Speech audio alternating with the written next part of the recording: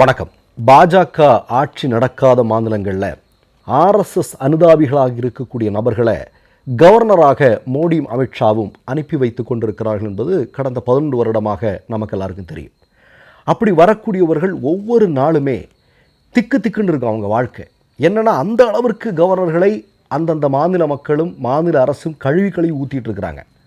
அதை நம்ம தொடர்ந்து பார்த்துட்டு இருக்கிறோம். ஆனால் என்னதான் மக்கள் சேற்றை வாரி இறைத்தாலும் அதை பற்றியெல்லாம் கண்டுக்காமல் போகக்கூடிய ஒரு நல்லெண்ணம் படைத்தவர்களாக ஆர்எஸ்எஸ் கவர்னர்கள் இருக்கிறார்கள் அப்படிங்கிறதையும் நம்ம பார்த்துட்ருக்கோம். இப்போது ஒரு நிகழ்வு நடந்திருக்கிறது.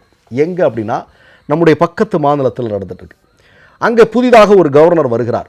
அவருடைய பெயர் என்ன அப்படின்னு பார்த்தீங்கன்னா ராஜேந்திர அல்லேக்கர்.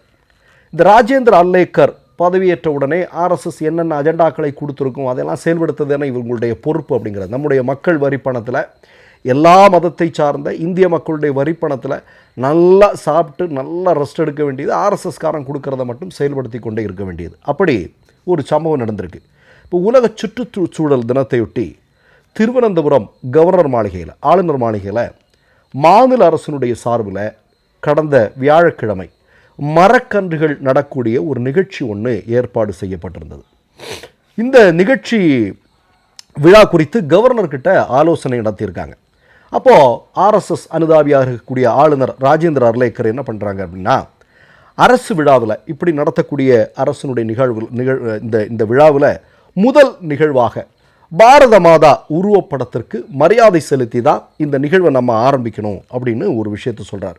ஆளுநர் அப்படி சொன்னதுமே கேரளாவில் ஆட்சி செய்யக்கூடிய பினராயி விஜயன் அவர்களுடைய அரசாங்கம் என்ன சொல்லியிருக்கு அப்படின்னா, நீங்கள் அந்த படத்தை கொஞ்சம் எங்களுக்கு அனுப்புங்க அப்படின்னு சொல்லியிருக்காங்க. நீங்கள் சொல்லக்கூடிய அந்த பாரத மாதாவினுடைய படத்தை எங்களுக்கு கொஞ்சம் அனுப்புங்களேன் அப்படின்னு கேட்டிருக்கிறாங்க.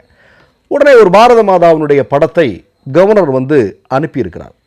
ஆனால் அனுப்பி இருக்கக்கூடிய அந்த பாரத மாதாவினுடைய படத்தில் ஒரு பெரிய சிங்கம் பின்னாடி நிற்குது. கையில் காவி கொடி இருக்குது. பிறகு ஆர்எஸ்எஸ்னுடைய என்றைக்குமே நடக்காத கனவான அகண்ட பாரதம் இருக்கிறது. சரியா?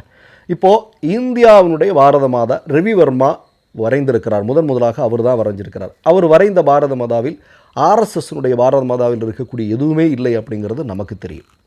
பாரத மாதா என்றால் கையில் தேசிய கொடி மூவர்ண கொடி இருக்க வேண்டும் இல்லையா?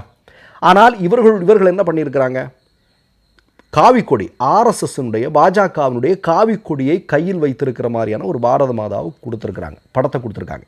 உடனே கேரள அரசு என்ன சொல்லியிருக்குன்னா, எப்பா இதெல்லாம் பண்ண முடியாதப்பா, இதெல்லாம் நீ கொடுக்குறதெல்லாம் வைக்கலாம் முடியாது, கிளம்பி போயிரு அப்படின்னு சொல்லியிருக்கிறாங்க. இல்லை நாங்கள் அதையும் மீறி நாங்கள் நடத்துவோம், நாங்கள் யார் அப்படின்னு கவர்னர் சொல்ல மாநில அரசும் அந்த மாநிலத்தினுடைய பெரும்பாலான மக்களும் இந்த நிகழ்வை புறக்கணித்திருக்கிறார்கள். இப்போ நான் முதல்ல சொன்னேன் இல்லையா, பாஜக மோடி அனுப்பக்கூடிய ஒவ்வொரு கவர்னரும் ஒவ்வொரு நாளையும் எப்படி அவர்கள் முடிக்கிறாங்க அப்படிங்கிறது அவங்களுக்கு திக்குன்னு இருக்கும். ஏன்னா அந்த அளவிற்கு மக்கள் கழுவி ஊற்றிட்டு இருக்கிறாங்க. இப்போ இந்த நிகழ்வுக்கு பிறகு என்ன அப்படின்னா, நம்முடைய இந்தியாவினுடைய தேசிய விலங்கு என்பது சிங்கம் அல்ல, புலி இல்லையா? நமக்கு எல்லாருக்குமே தெரியும். இன்றைக்கு இருக்கக்கூடிய நம்முடைய நாடு இந்தியா, அதுவும் ஆர்எஸ்எஸ்காரன் வச்சிருக்கக்கூடிய நாடுக்கு எந்த சம்பந்தமும் இல்லை அப்படிங்கிறதும் நமக்கு தெரியும் இல்லையா? காவி கொடிக்கும் இந்தியாவுக்கும் எந்த விதமான சம்பந்தமும் இல்லை. இந்தியாவினுடைய கொடி என்பது மூவர்ண கொடி. நீ கையில் வச்சிருக்கிற மாதிரி காவி கொடி அல்ல. புத்தரிடமிருந்து திருடி கையில் வைத்திருக்கக்கூடிய ஆர்எஸ்எஸ்காரனுடைய கொடி அல்ல எங்கள் கொடி அப்படிங்கிறதும் இந்திய மக்களுக்கு தெரியும். சரியா? அப்போ என்ன அப்படின்னா, ஆர்எஸ்எஸ் அஜெண்டாக்களை எப்படியாவது கொண்டு வர்றது. சரி, நான் என்ன கேட்குறேன், நீ இந்த காட்டியிருக்கிற இந்த கொடி யார் வரைஞ்சான்னு சொல்ல முடியுமா? ஆர்எஸ்எஸ்காரன் ஒரு கொடியும் ஒரு பாரத மாதாவுடைய ஒரு புகைப்படத்தையும் கேரள அரசுக்கு அனுப்பியிருக்கிற இல்லையா? இது யார் வரைஞ்சது கேட்டால் எந்த ஆர்எஸ்எஸ்காரனும் பதில் தெரியாது. ஆமாம், ஏன்னா ஆர்எஸ்எஸ்காரன் எப்போவுமே அப்படி தான். நீங்கள் பார்த்தீங்கன்னா தெரியும், எங்களுக்கு உலகிலே மிகப்பெரிய இயக்கம் ஆர்எஸ்எஸ், இத்தனை கோடி தொண்டர்கள் இருக்கிறார்கள் அப்படின்னு சொல்லுவானுங்க. அப்போ நம்ம திரும்ப என்ன கேட்போம், இவ்வளவு தொண்டர்கள் இருக்கிறாங்களுக்கு என்ன ஆதாரம் இருக்குது கொடு பார்ப்போம். ஆர்எஸ்எஸ்ங்கிறது ஒரு அமைப்பா? அப்படி ரெஜிஸ்டர் செய்யப்பட்ட அமைப்பா? அதில் மெம்பர்ஷிப் கார்டு ஏதாவது இருக்கா? எந்த ஜனநாயக இதுவும் அதுக்குள்ளே கிடையாது. இவனுங்களா சும்மா அடிச்சு விடுறது தானே. அப்படிப்பட்ட ஒரு அமைப்பு, அதை சார்புடைய சில நபர்கள் அவங்க இன்றைக்கி மக்களால் ஓட விரட்டி அடித்து கொண்டிருக்கக்கூடிய காட்சியை பார்க்குறோம். இது கேரளாவில் மட்டுமில்லை, தமிழ்நாட்டில் என்ன நடந்துட்டுருக்கு? தமிழ்நாட்டில் ஆர்எஸ்எஸ் ஒரு சார்புடைய ஒருத்தரை அனுப்புகிறாங்க. என்ன பண்ணுறாரு அவர்? தமிழ்நாடு சட்டமன்றம் நிறைவேற்றி இருக்கக்கூடிய மக்கள் நலன் சார்ந்த மசோதாக்களை எல்லாம் கிடப்பில் போகிறாரு. உச்சநீதிமன்றம் கூப்பிட்டு தலையில் ஒரு கொட்டு. உடனடியாக பண்ணலன்னா நடக்கிறது வேறு. ஐயோ அழுதுகிட்டு மன்னிப்பு கேட்டுக்கிட்டு உடனே கையெழுத்து போடக்கூடிய கவர்னரை பார்க்குறோம். ஆனால் என்ன மாதிரியான குடைச்சல்லாம் கொடுக்குறாங்க? தமிழ்த்தாய் வாழ்த்து இல்லையா? பொதுவாக நீங்கள் பார்த்தீங்கன்னா தமிழ்நாட்டில் நடக்கக்கூடிய அரசு நிகழ்வுகளில் முதல்ல தமிழ்த்தாய் வாழ்த்து, அதன் பிறகு தேசிய கீதம். இதுதான் நடைமுறையில் இருந்தது. இதை இவர் வந்தது மாற்றிடுவாராம். முதல்ல தேசிய கீதம் பாடணுமா, சரியா? அதுக்கு தமிழ்நாட்டு மக்கள் எப்படிப்பட்ட ரியாக்ஷன்லாம் கொடுத்தாங்க அப்படின்னு பார்த்தோம். அதுக்கப்புறம் நீங்கள் பார்த்தீங்கன்னா பொதிகை ஒரு நிகழ்வை ஏற்பாடு செய்யுது இல்லையா? பொதிகை தொலைக்காட்சி ஒரு நிகழ்வை ஏற்பாடு செய்யுது. அந்த நிகழ்வில் தமிழ்த்தாய் வாழ்த்து பாடப்படுகிறது. தமிழ்த்தாய் வாழ்த்து பாடும்போது என்ன நடந்தது?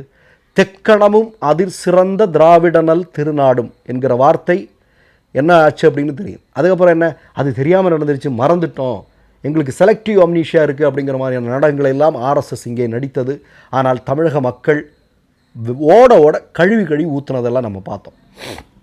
அப்போ எந்த அளவிற்கு இந்த மாநிலத்தை சார்ந்த மக்கள் எல்லாம் ஆர்எஸ்எஸ்ஸை கழுவி ஊற்றி ஓட ஓட விரட்டினாலும் இவங்கெல்லாம் கற்றுக்கிற மாதிரி இல்லை. கடைசியில் என்ன, அடிபணிகிறது, சரண்டர் ஆகிறது, மன்னிப்பு கேட்கறது. இதுதான் இவர்களுடைய திட்டம்.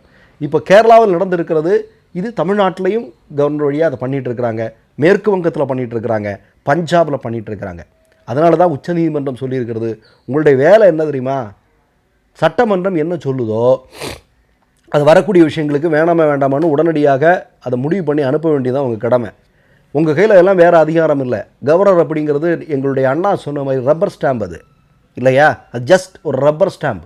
ஆனால் அதை வச்சு பாஜக ஆட்சி நடக்காத மாநிலங்கள்லாம் ஏதாவது பண்ணலான்னு நினச்சா இதே மாதிரி தான் மக்கள் கழுவி ஊற்றுவாங்க அப்படிங்கிறது எந்த விதமான சந்தேகமும் இல்லை. நமக்கு எல்லாருக்கும் தெரியும், ஒரு மாநாடு நடத்துகிறார் நம்முடைய தமிழ்நாடு கவர்னர்.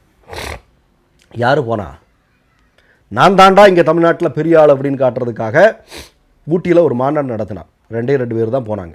ஒன்று பாஜக அனுப்பியிருக்கக்கூடிய கவர்னர், இன்னொன்று பாஜக நியமித்திருக்கக்கூடிய குடியரசுத் தலைவர், இந்தியாவுடைய துணை குடியரசுத் தலைவர் இல்லை, பாஜகவால் தான் நியமிக்கப்பட்டிருக்கிறார். அவங்க 2 பேரும் தான் அதுக்கு வந்தாங்க.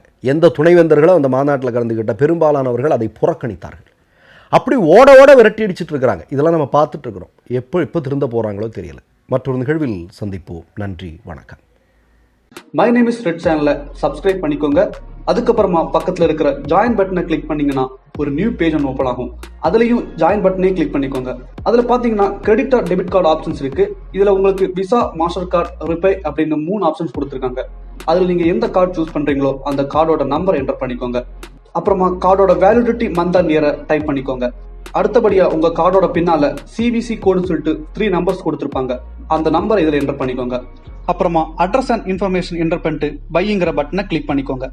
ஒருவேளை உங்க கார்டு நம்பர் இன்வாலிட்னு காமிச்சிச்சுன்னா உங்க கார்டுல இன்டர்நேஷனல் யூசேஜை எனேபிள் பண்ணுங்க.